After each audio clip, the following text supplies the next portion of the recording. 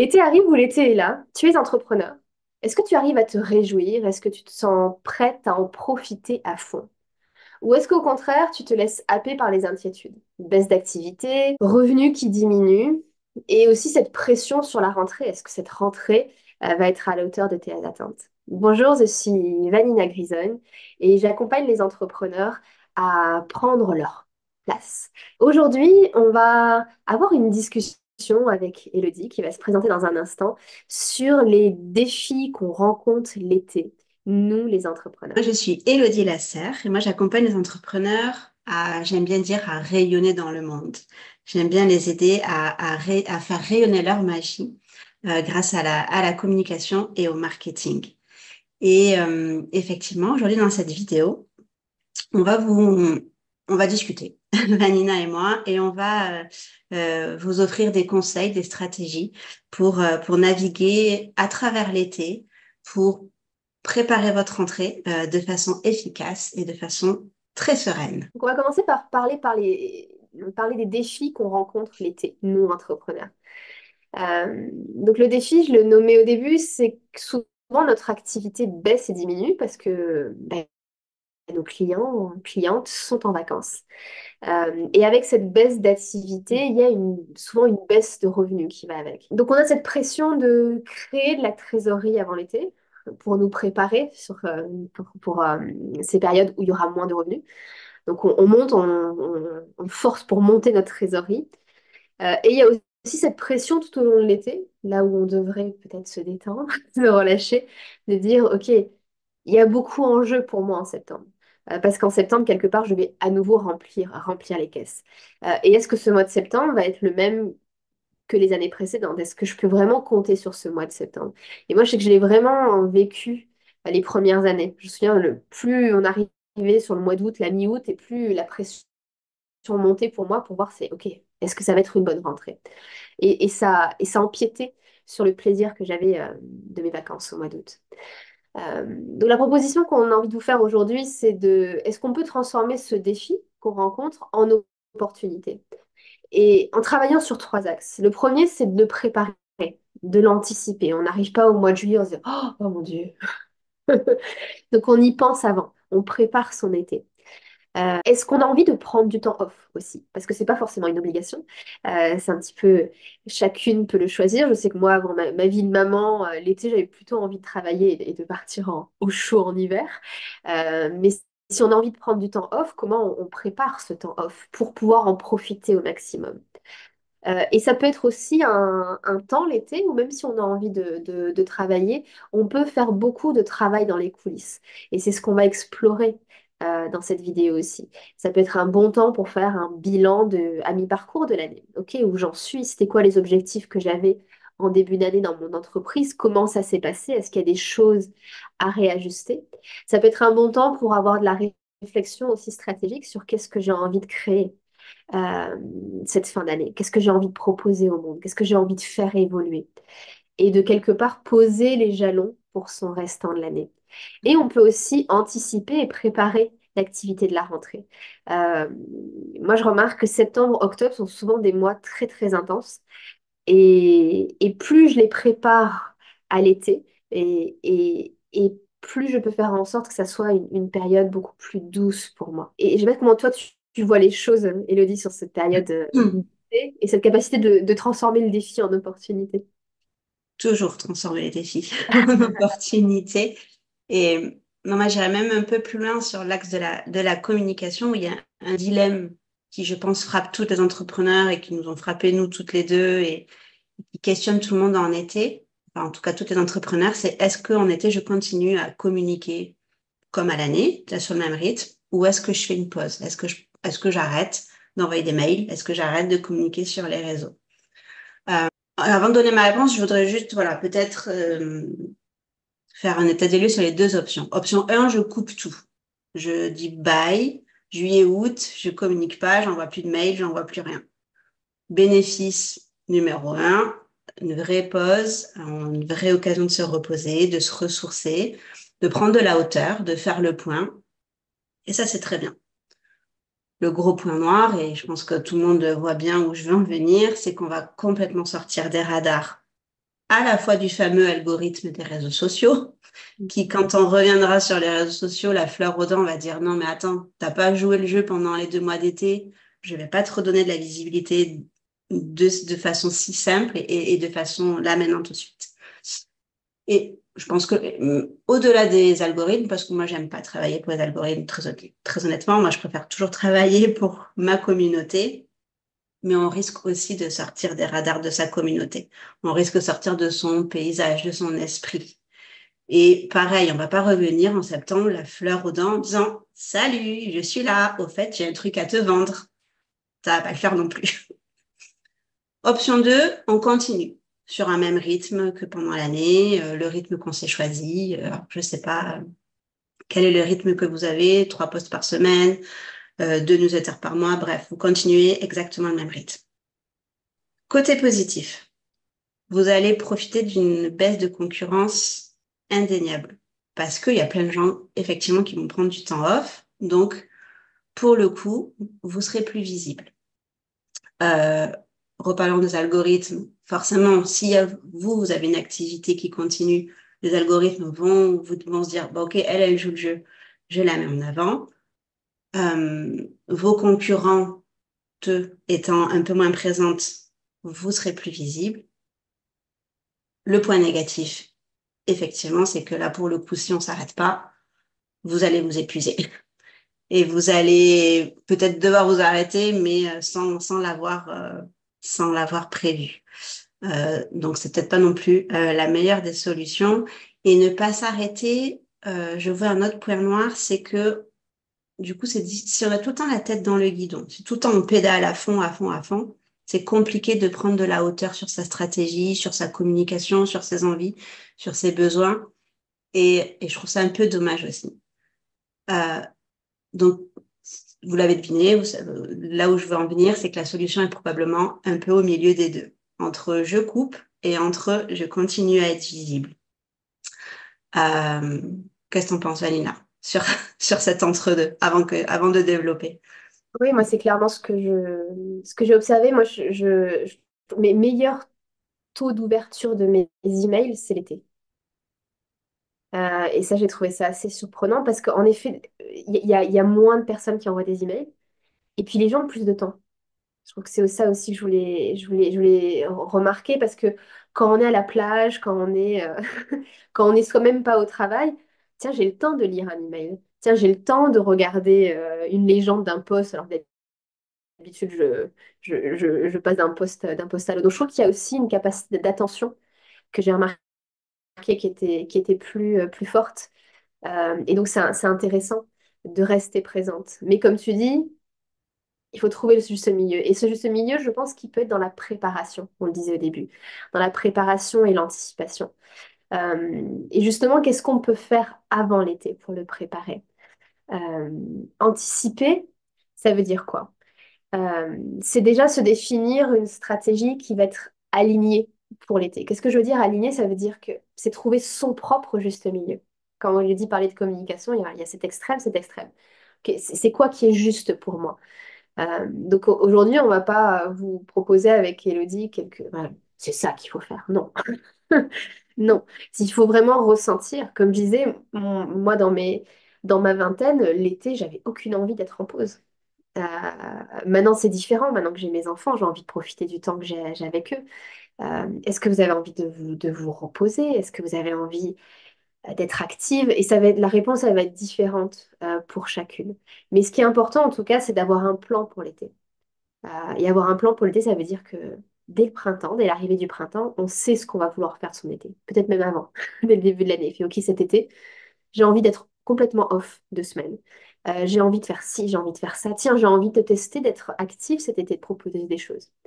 Donc, on a un plan en amont dès le début. Et une fois qu'on a un plan, on va se dire, tiens, qu'est-ce que je vais mettre en place pour ce plan? Euh, si on choisit, par exemple, d'être complètement off, ou une grande partie du temps off, être tranquille, ça voudrait dire quoi? Quand on pense à cette baisse de revenus. Donc moi, le conseil que je donne toujours, c'est de prévoir la baisse de revenus. Donc comment on peut faire? Pour moi, il y a vraiment deux axes. C'est la gestion de trésorerie, c'est de se dire, OK, si j'ai prévu d'être 2 mois off tous les étés parce que je veux profiter de toutes les vacances scolaires de mes enfants, tous les mois, je mets entre 10 et 20% de mes revenus de côté. Et c'est ma petite cagnotte d'été. Et au mois de janvier, au mois de février, au mois de mars, à chaque fois, je prends. En fonction du temps que vous voulez partir en vacances, entre 10 et 20%, entre 10 et 20%. Et vous arrivez à l'été, votre salaire, il est là. Il est déjà prévu pour l'été et vous êtes tranquille. Donc ça, c'est une façon de le gérer. Voilà, si c'est moins longtemps, vous avez besoin d'une cagnotte moindre. L'autre chose que je conseille souvent et que j'utilise moi depuis des années, c'est de faire en sorte de booster ses revenus avant l'été. Donc les mois de juin, pour moi, ils sont toujours très importants dans mon activité parce que c'est quelque part le moment où je remplis ma trésorerie, je remplis les caisses avant l'été. Donc ça peut ressembler à quoi? Euh, Moi, ça ressemble beaucoup à des lancements. Donc vous allez me voir lancer des programmes, lancer des formations avant l'été. Je trouve aussi ça très intéressant parce que souvent les personnes, vu qu'elles ont du temps l'été, elles sont contentes d'acheter un programme ou de faire une formation parce qu'elles disent, mais là, je vais avoir le temps. Pendant mes vacances, je vais me prendre un petit peu de temps pour voir les leçons. Je trouve que ça fonctionne plutôt bien. Donc ça peut être un lancement pardon, d'un programme ou d'une formation. Mais vous pouvez aussi avoir des offres spéciales. Tiens, petite promotion d'avant l'été. On en voit beaucoup passer des promotions estivales. Ou pour celles qui ont des activités en présentiel. Donc, par exemple, si vous donnez des cours collectifs, ça peut être le moment de faire des préventes. Donc, tenez, achetez votre abonnement maintenant, achetez vos cartes de cours maintenant, et vous aurez une réduction. Et ça, je trouve que ça fonctionne très très bien parce qu'à la fois, ça vous ramène des revenus avant l'été, et ça enlève un peu la pression de la rentrée quand on se dit, OK, ça va. Je sais que j'ai déjà tant d'élèves, j'ai déjà pré-rempli mes cours, mes retraites, mes ateliers. Donc ça peut être proposer ces préventes pour la rentrée et, et anticiper un petit peu. Donc ça, c'est ce qu'on peut vraiment mettre en place d'un point de vue financier, purement. Mais il y aurait d'autres choses qu'on peut anticiper, notamment sur la communication. Je sais pas, Élodie, si tu as envie de nous en dire plus. Oui, oui, et je vais même du coup enfin, rebondir vraiment sur Ouais. ce que tu disais par rapport à préparer sa rentrée, faire des préventes pour sa rentrée. Comme je le disais avant, vous pouvez couper, ça bien sûr, il n'y a pas de problème, mais vous ne pouvez pas couper et revenir en septembre en disant j'ai une offre à vendre et vous n'allez pas tout de suite la vendre. Les gens ont besoin d'en avoir entendu parler à l'avance. Vous ne pouvez pas et communiquer et vendre en même temps. Il y a un laps de temps à, à avoir. Donc, c'est en ça que vous pouvez vraiment anticiper au niveau de la communication et donc de vos ventes de la rentrée. Euh, Première étape, il va falloir vraiment avoir une idée très claire de ce que vous avez envie, de vos offres, de ce que vous voulez vendre. Donc, vraiment planifier. Planifier dans le temps de, voilà, à telle date, je vais lancer cette offre. En ayant planifié le lancement de votre offre, vous saurez déterminer à partir de quand il faut commencer à communiquer dessus. Pour vous donner un ordre d'idée, pour une très grosse offre, on va dire une offre à plusieurs milliers d'euros, c'est bien de communiquer 6 à 8 semaines avant. Mais communiquer sur une offre 6 à 8 semaines avant, c'est pas parler tout de suite de son offre. C'est planter des graines. C'est éveiller sa communauté sur le sujet. C'est, tiens, lui offrir une nouvelle perspective. Tout ça, c'est déjà préparer sa communication pour vendre son offre à la rentrée. Et donc, vous avez bien compris que tout ça, ça doit être diffusé pendant l'été. Et donc, si vous voulez être off pendant l'été, tout ça, ça doit être préparé avant l'été. Donc, vraiment, la clé, c'est de planifier, avoir une idée très claire de ce que vous voulez, de là où vous voulez aller. Et la deuxième étape, ça va donc de créer votre contenu. Euh, Quel contenu on crée pour l'été?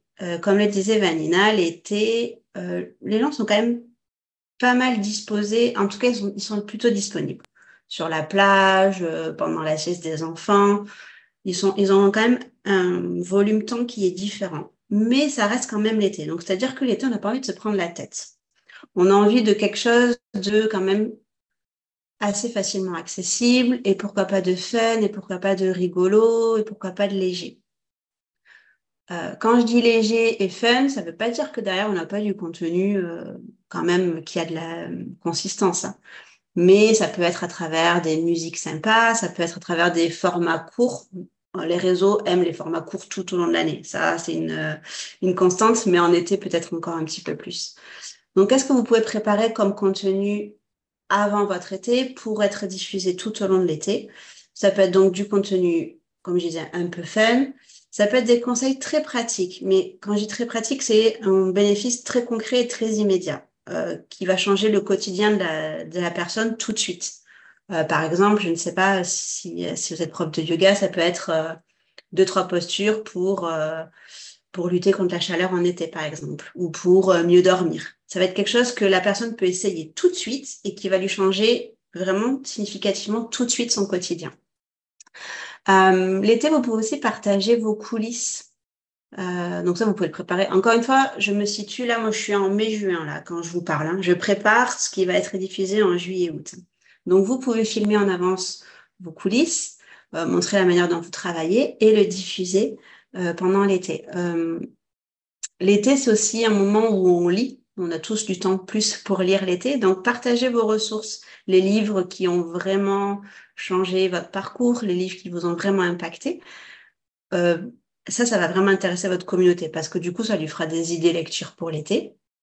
Et puis, à travers ça, ça lui permettra de mieux vous connaître, de mieux vous comprendre, de mieux rentrer dans votre univers. Donc, tous ces partages de ressources comme ça, de façon concrète, ça peut être des contenus sympas à partager et qui feront le lien.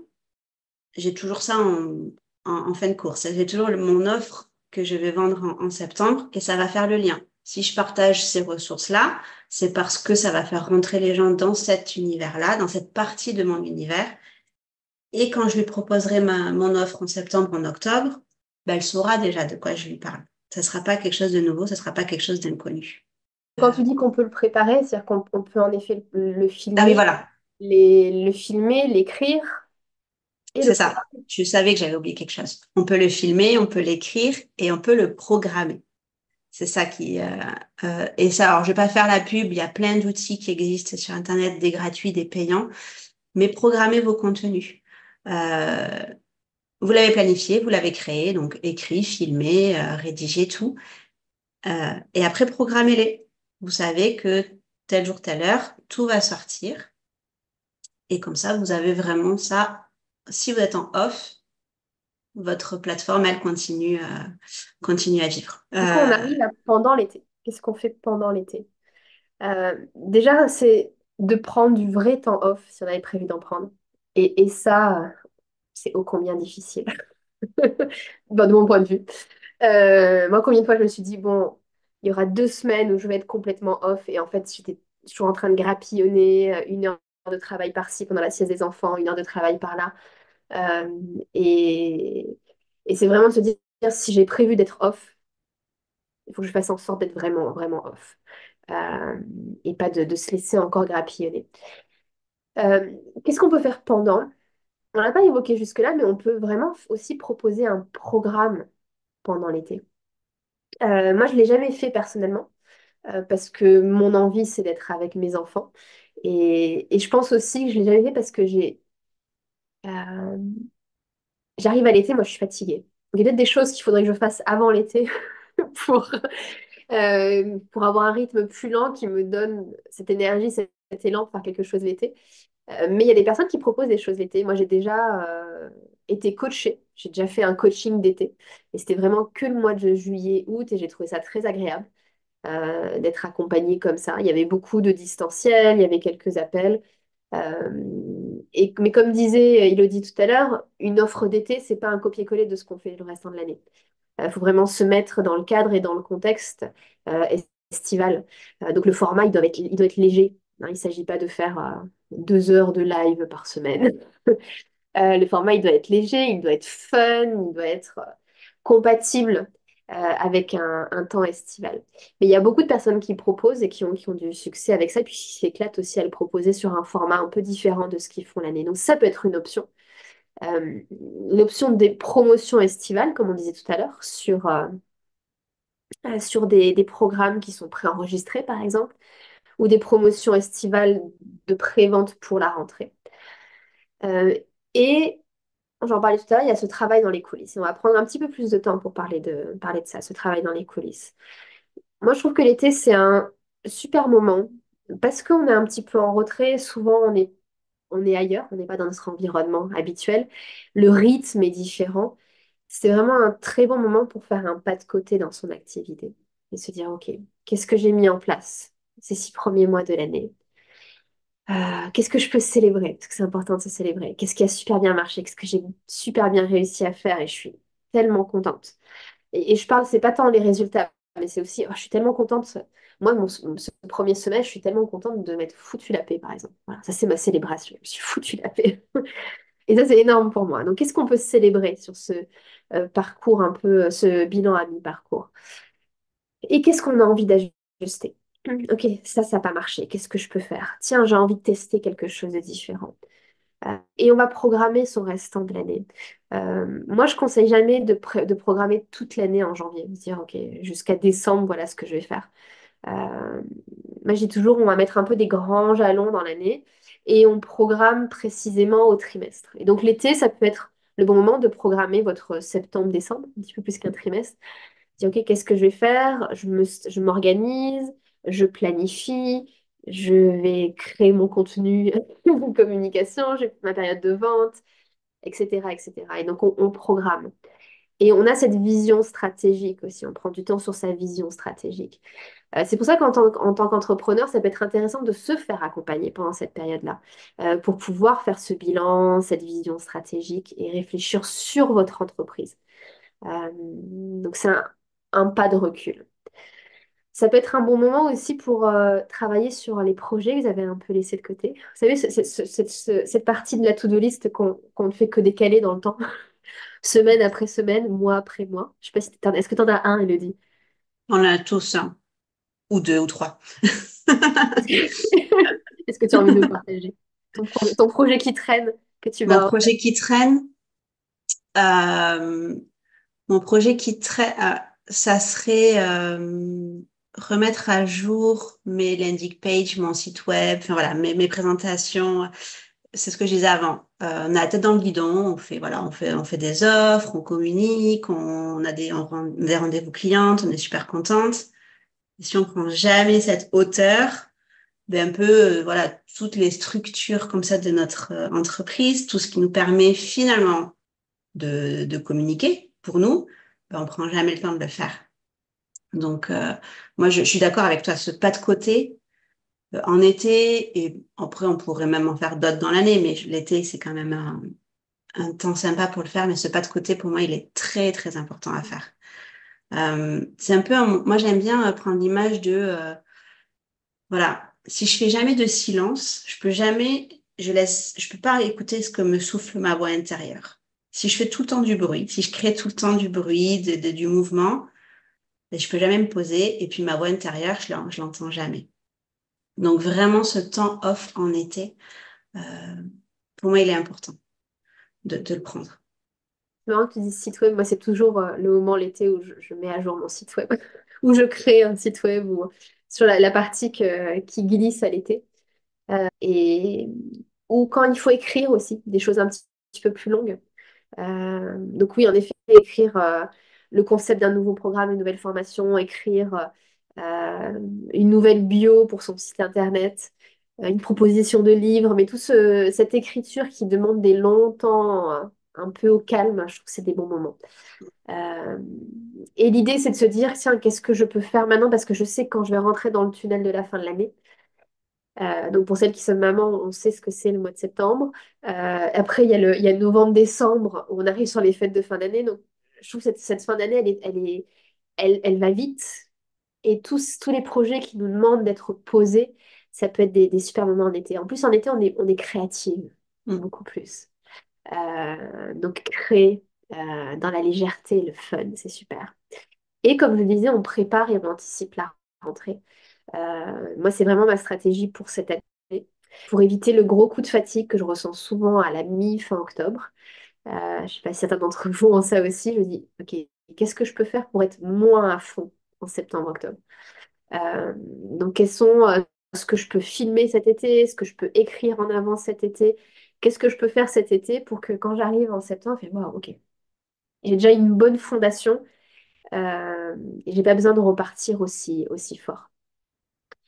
Euh, et l'autre chose que je voulais pointer sur l'été, c'est que ça peut être un bon moment pour prendre du temps pour soi. Alors, vous pouvez partir en retraite ou en vacances seul avec vous-même, en spa, tout ça, super. Pas forcément seul avec soi-même, moi, moi j'aime bien être seule avec moi-même, mais en tout cas, prendre du temps pour vous. J'en parlais tout à l'heure, c'est aussi se faire coacher. Moi, j'ai vraiment eu une super expérience l'été où j'avais fait ça. Ou suivre une formation où on sait qu'on aura plus de temps pour se poser, pour regarder les vidéos, pour lire des livres. Donc, qu'est-ce que vous pouvez faire aussi pour vous d'un point de vue personnel et d'un point de vue professionnel? Euh, et ça va être c'est vraiment important. Et moi, je sais que chaque année, je me fixe un peu un objectif personnel, dire sur quoi j'ai envie d'évoluer. Je sais que l'année dernière, c'était sur ma relation avec l'argent. Donc, je m'étais fait toute une liste pendant l'été de livres, d'audiobooks. Je trouvais que ça marchait bien, l'audiobook en vacances, à explorer pendant l'été. Je sais pas si tu te fais ce genre de petits projets aussi, Elodie, perso. Oui, après, moi, je suis une addict, mais comme toi, hein, à tous les livres, les formations, à tout ça pour, euh, pour progresser et puis pour mieux vous accompagner, en fait. Moi, c'est vraiment cette démarche-là. C'est que et l'été, c'est là où, pareil, je prends le temps de vraiment me nourrir des ressources que j'ai, des formations que j'ai achetées, tout ça, pour après mieux vous accompagner, mieux les intégrer, et c'est important. Euh, Tu voulais rajouter quelque chose Non, ça va. sur ce sujet-là? Voilà, moi, je voulais aussi parler que pendant l'été, c'est un moment aussi où j'aime bien rentrer plus directement en relation avec la communauté. Dans la mesure où, si vous avez fait tout le travail qu'on a dit avant de préparer vraiment le gros du contenu, si vous êtes débarrassé des rédactions, des éditions de vidéos, tout ça, prenez le temps d'engager avec votre communauté, de répondre aux mails, de discuter en direct. Et ça, c'est toujours chouette. Enfin, en tout cas, moi, dans ma vision du marketing, c'est créer toujours des espaces de contact, des points de contact avec la communauté. Et l'été, ça peut être un moment sympa pour faire ça. Euh, Ça prend pas non plus beaucoup de temps, mais c'est toujours sympa de communiquer d'humain à humain, en fait. De pas juste balancer du contenu et de l'envoyer comme ça, un peu dans l'univers, et puis on verra bien où ça retombe. Non, vraiment d'échanger directement, c'est toujours très enrichissant pour vous et pour la personne. C'est vraiment toujours du donnant-donnant, c'est toujours du bidirectionnel, et c'est ça que j'aime.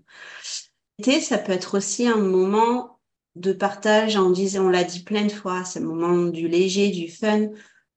Donc, vous pouvez partager du contenu spontané, authentique. Les gens, ils aiment suivre des humains. Nous, on aime tous suivre des humains. On n'aime pas faire affaire à des robots, à des entreprises très impersonnelles. On aime suivre des humains qui nous inspirent, qui nous émeuvent, des humains auxquels on peut s'identifier.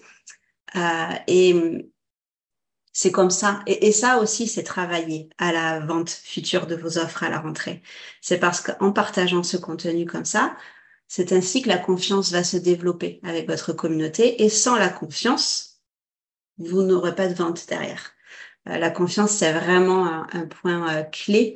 Et l'été, ça peut être un moment parfait pour partager vos vacances, une sortie, quelque chose qui est important pour vous. Je fais une petite parenthèse. Raconter son histoire à travers sa communication, c'est pas raconter sa vie. C'est pas toujours prendre en photo son petit déjeuner, se prendre en photo en train de se maquiller, etc. Oui, si vous avez une activité de maquillage, bien sûr, ça vient nourrir. Si vous avez une entreprise je sais pas moi, de yoga, est-ce que si je vous vois en train de vous maquiller, est-ce que ça va m'apporter quelque chose? Je suis pas certaine. Donc, évidemment, vous partagez des contenus qui viennent nourrir qui vous êtes à travers votre entreprise, des choses qui permettent de mieux vous connaître, de mieux vous comprendre. Et ça peut être aussi, c'est chouette d'être transparent, de dire, voilà, ben là, je suis malade, donc je suis en off et je suis malade. Ou là, je suis fatiguée, j'ai besoin de prendre un off. Et ça, c'est très important aussi de le communiquer à sa communauté. La personne va se dire, bah, OK, en fait, c'est vraiment une personne humaine comme moi, qui a besoin de temps off comme moi. Et c'est un super message que vous laissez à votre audience en faisant ça. Et quand je vous dis être transparente, encore une fois, on est transparent sur les sujets dont on a envie, mais on raconte pas plus son jardin secret. Euh, je pense que c'est évident, mais j'aime bien toujours quand même le rappeler.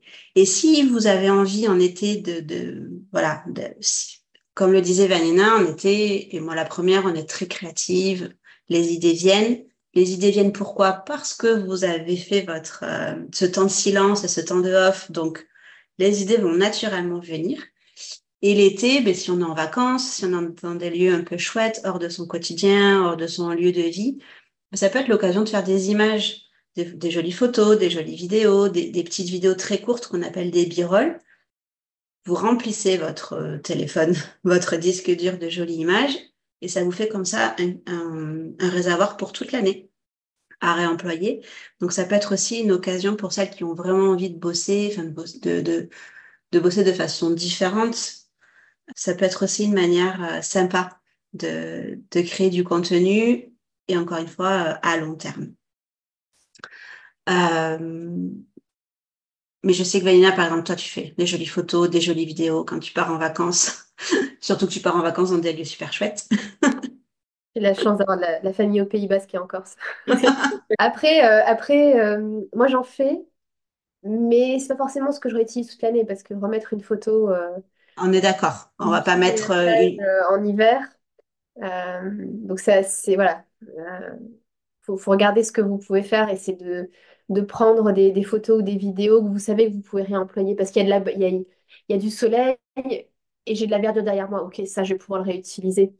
Mais c'est aussi de penser à ça quand vous faites un peu votre stock d'images, que ce soit des choses réutilisables hors contexte. Bien sûr, ouais. Est-ce qu'on arrive à la conclusion? Ouais, Oui, je pense. ouais, je pense aussi. Donc, qu'est-ce qu'on pourrait dire en conclusion?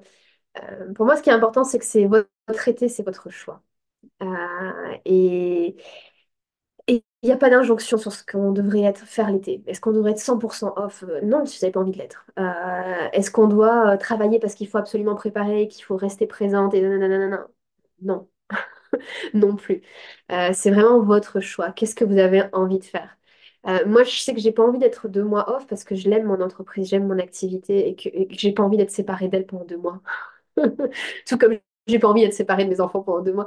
Donc c'est un peu la même, c'est pas la même chose, mais vous m'avez compris. Donc c'est qu'est-ce que vous avez envie de faire? Quand on s'éloigne de toutes les injonctions, de tous les je devrais, pas devrais, qu'est-ce qui est juste pour vous? Et moi, je sais que c'est un équilibre de temps off, de temps avec ma famille, de temps off de mon quotidien où je travaille sur mon entreprise, sur le cœur de mon entreprise.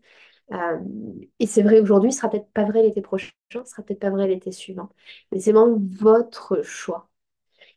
Anticiper, comme on l'a répété et répété, c'est quoi votre plan pour cet été? Qu'est-ce que vous voulez faire? Ok. Et qu'est-ce que ça implique? Et ça, je l'anticipe. Si vous avez envie de travailler, ça peut être au contact de votre communauté, au contact de vos clients. Pourquoi pas avoir une offre d'été et tester ça.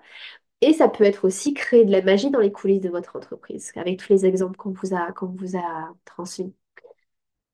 J'espère vraiment que tous ces conseils vous seront utiles pour préparer l'été, vivre l'été, atterrir de l'été sereinement et avec joie.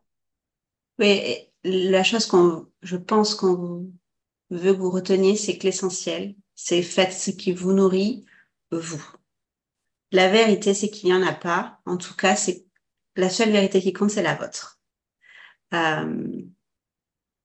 Donc, prenez le temps vous connecter à ce qui compte vraiment pour vous, à vos valeurs. Moi, j'ai beaucoup aimé ce que tu as dit, Valina, sur le fait, voilà, moi aussi, mon activité, je l'aime. J'ai pas envie de l'abandonner et je le sens de toute façon quand je l'abandonne trop longtemps, il me manque quelque chose. J'ai un plateau de la balance qui est pas équilibré.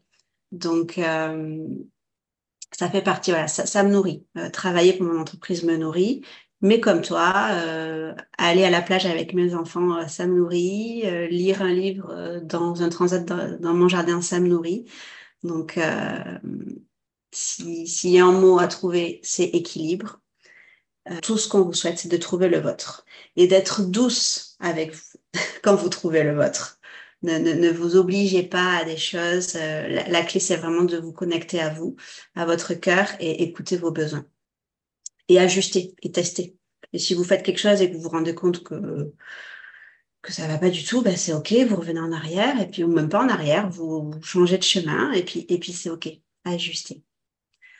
Euh, donc, on espère que cette vidéo vous a été utile.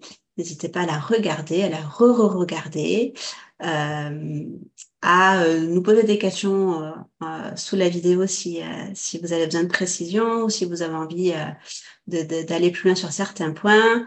Laissez des commentaires pour nous dire si ce que vous avez envie de mettre en place cet été. Si vous avez d'autres entrepreneurs dans votre communauté, n'hésitez pas à leur partager cette vidéo. Parce qu'une des valeurs qui nous unit, Vanina et moi, c'est vraiment voilà, s'inspirer les unes les autres, se soutenir les unes les autres.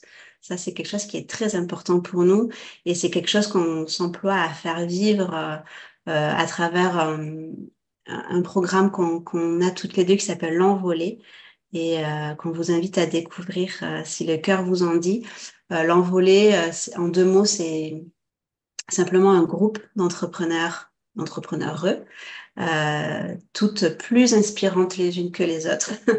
Et justement, elles ont toutes les mêmes défis, les mêmes questionnements, et donc toutes ensemble, elles se soutiennent. Nous, on est là pour apporter nos regards, mais encore une fois, pas d'injonction, simplement des propositions. Un grand merci à toutes, un bel été et à bientôt. Au revoir, merci beaucoup.